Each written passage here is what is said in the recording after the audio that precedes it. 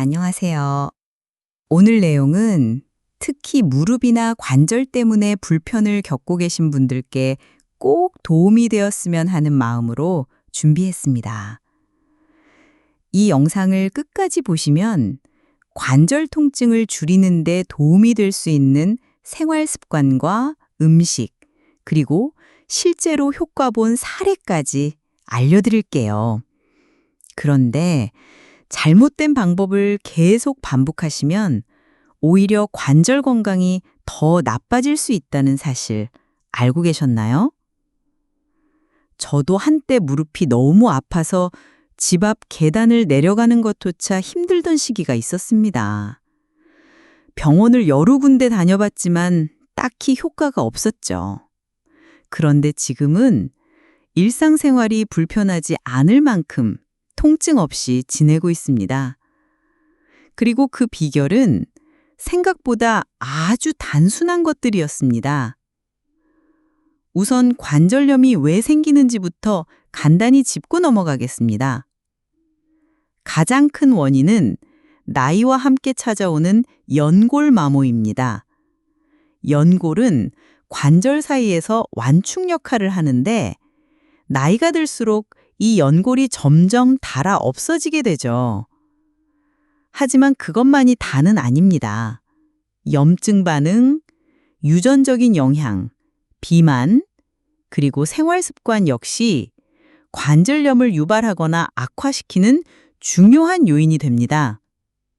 예를 들어 체중이 5kg만 늘어나도 무릎 관절에는 15kg 이상의 하중이 추가된다고 합니다. 즉, 체중 관리 하나만 잘해도 무릎 통증이 훨씬 줄어드는 걸 느낄 수 있습니다. 다음은 우리가 피해야 할 생활 습관에 대해 말씀드릴게요. 첫째, 무릎을 지나치게 굽히는 자세는 피하셔야 합니다. 무릎 꿇고 앉기, 쪼그려 앉기 같은 자세는 연골을 지속적으로 눌러 마모를 가속화시킵니다. 둘째, 무거운 짐을 반복적으로 드는 것도 좋지 않습니다. 특히 장을 보실 때 한쪽 팔만 무게를 몰아드는 것보다는 가방을 양쪽으로 나눠서 드는 게 훨씬 안전합니다.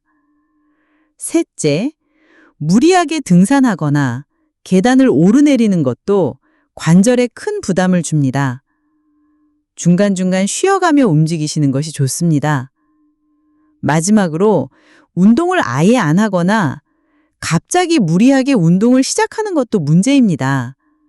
관절은 꾸준하고 부드러운 움직임이 필요하지 극단적인 자극은 오히려 해가 될 수 있습니다. 그렇다면 관절에 좋은 음식은 무엇일까요? 첫째, 등푸른 생선입니다. 고등어나 연어처럼 오메가3 지방산이 풍부한 생선은 염증을 완화하는 데 도움을 줍니다.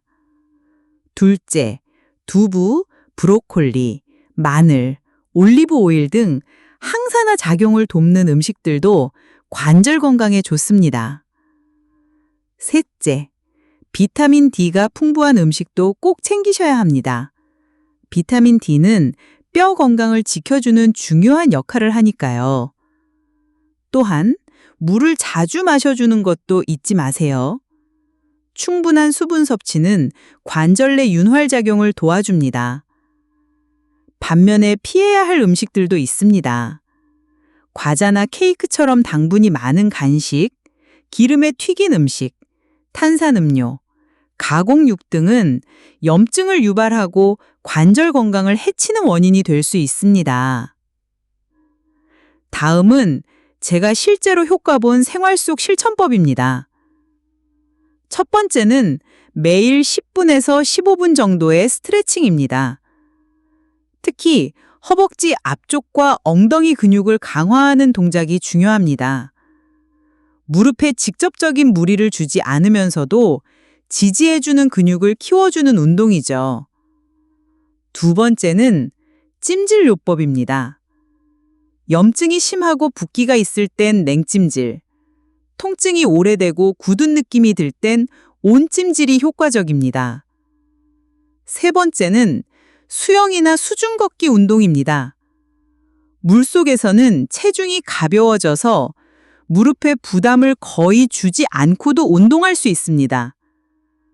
그리고 저는 매일 15분 걷기와 더불어 MSM, 콘드로이친, 글루코사민 등의 영양소도 꾸준히 섭취했습니다.